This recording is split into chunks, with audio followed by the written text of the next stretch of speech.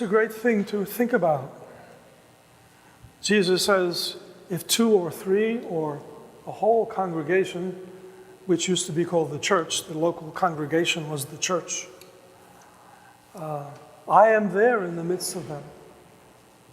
Jesus is really here, present, now at this moment. The Second Vatican Council said that in the first part of the liturgy of the Word, Christ is present, just as much as he is in the Eucharist that follows, under different form, that's all. But Christ is really present. Present. So with Christ present in our midst, we think of his words and the words of St. Paul. That brief reading that we heard begins with the words, "There is nothing that you need to owe to anybody except to love one another." That's the only thing that we owe to one another, to love one another. And the passage ends with the words, "Love is the fulfillment of the law." Jesus said in another place, "I have not come to abolish the law, but to fulfill it." And when we fulfill the law of love, we are doing that in the name and in the person of Christ, because we are his body. Now, love is a tough thing to talk about in our world. The word is so easily demeaned or trivialized. Love, as we understand it in our Christian vocabulary and our practice, certainly includes the idea of emotion, of feeling. Without feeling, there cannot be love. But love cannot be limited to a feeling. Love means not simply feeling or thinking, but it means doing. It means carrying out in the way we live what it means to love God and one another. Sometimes it helps to see the meaning of something by looking at its opposite. What's the opposite of love? Take an example from a city council once, no place nearby here, someplace else in this country. There was a city council meeting, and the proposition before the council was to provide decent housing for homeless men over 65 years of age. Over 65 years of age, provide decent housing for them. And somebody got up and objected and said, "No, we don't want that. You dump your garbage on us because you think we're garbage."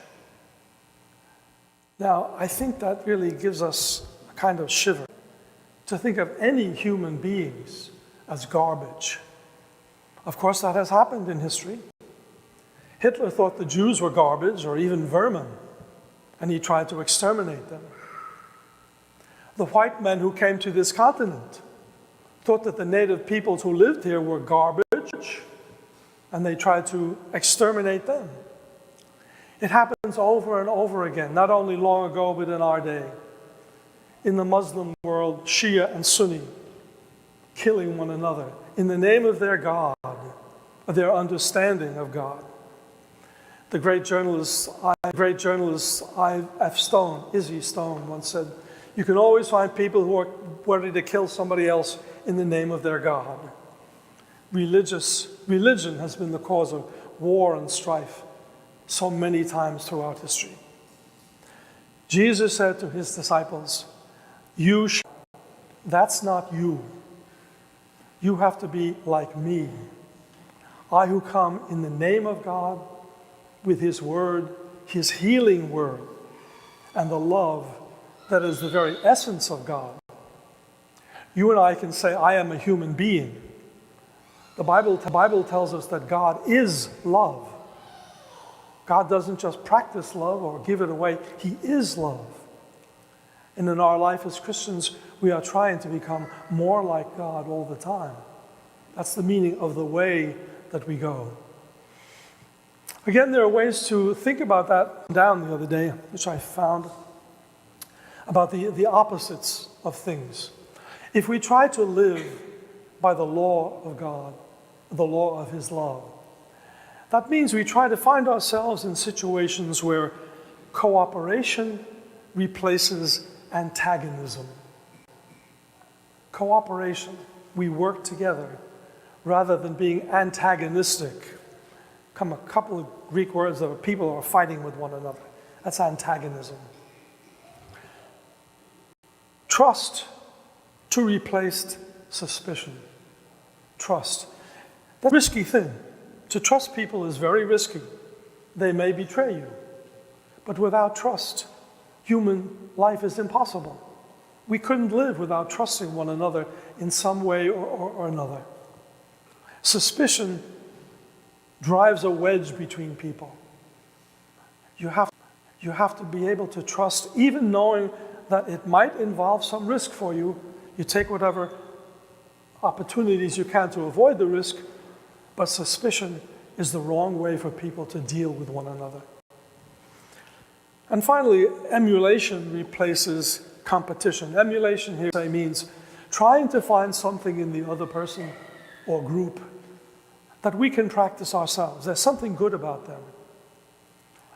You may think that Muslim extremists are no good, but we have Muslim people all around us who practice the love of God in their own way, whose faith we need to respect because they are worshiping the same God as we. There's only one God, and Jews, Muslims, and Christians all worship the one God. Replacing these things that divide people by things that bring them together. Where do we find a concrete example of that right now, today, in our world? Pope Francis is in the country of Colombia, where the rival factions have been fighting one another for decades. And the Pope has gone there to say, there is a peace agreement, try to live by that agreement. One side feels that the other side has gotten too much, they're getting away with stuff, we can't let them get away with it. And the other side is saying, we don't trust you. But the Pope is saying, in the name of Christ, in the name of, try to trust one another. Try to emulate the things in each other that you think are the best. We sang, after the first reading, open your hearts. Open.